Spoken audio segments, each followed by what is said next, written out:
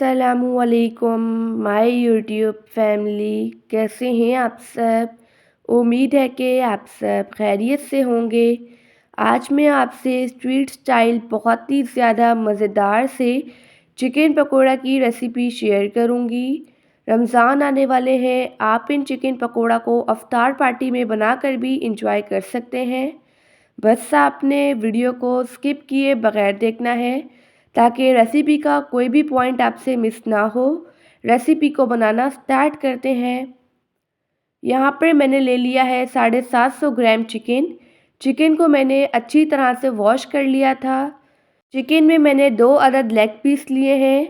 Leg piece को मैंने cut लगा लिए थे ताकि ये जल्दी पक जाएं। अब चिकन को हम मैरिनेट करते हैं। इसमें ऐड कर देंगे 1 टेबल स्पून अदरक लहसुन का पेस्ट, हाफ़ टेबल स्पून लाल मिर्च का पाउडर, हाफ़ टेबल स्पून ही नमक ऐड कर देंगे, 2 टेबल स्पून नींबू का जूस ऐड कर देंगे। तकरीबन ये एक बड़े साइज़ के नींबू का रस है। अब इन सब को हम चिकन पर अच्छी तरह से अप्लाई कर लेंगे। नमक और नींबू चिकन में गलावट का काम करेंगे। मैंने यहाँ पर बोन वाला चिकन लिया है, आप चाहें तो बोनलेस भी ले सकते हैं। अब चिकन को हम तकरीबन 15 से 20 मिनट के लिए मैरिनेट कर लेंगे। चिकन को मैरिनेट किए हुए 15 मिनट हो चुके हैं। अब इसमें हम बाकी के इंग्रेडिएंट्स ऐड करते हैं। हाफ़ कप ऐड कर देंगे पालक। पालक को मैंने बारीक कट कर लिया था। 1 अदद चॉप किया हुआ प्याज ऐड कर देंगे। 1 अदद चॉप किया हुआ हरा प्याज भी ऐड कर देंगे। अब स्पाइसेस ऐड करते हैं।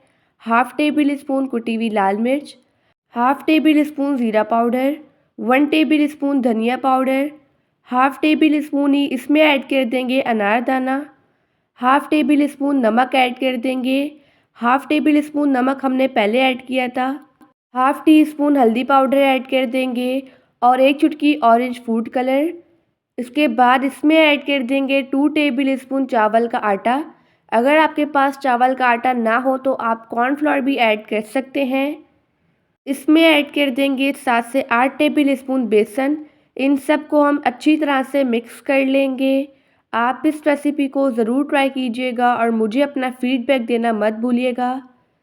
इसमें ऐड कर देंगे 2 टेबल स्पून पानी।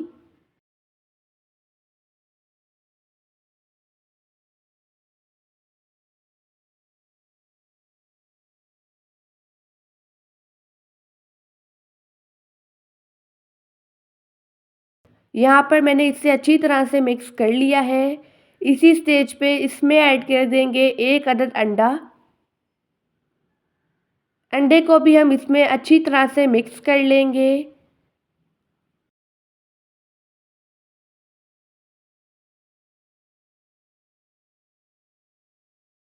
यहाँ पर मैंने इसे अच्छी तरह से मिक्स कर लिया है।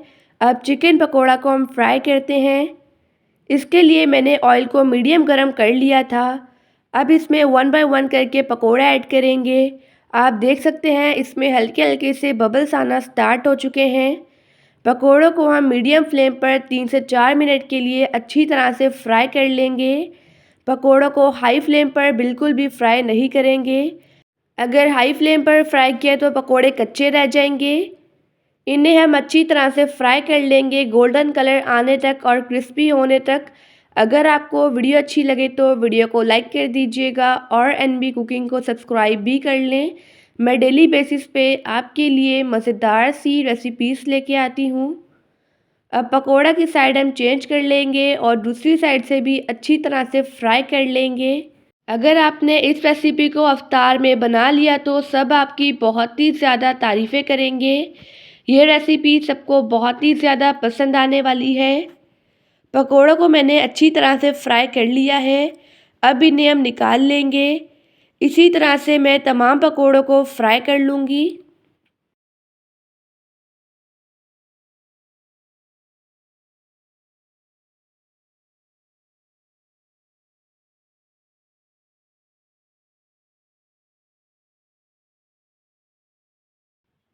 इन्हें हम निकाल लेंगे। अब चलते हैं इनकी फ़ाइनल लुक की तरफ।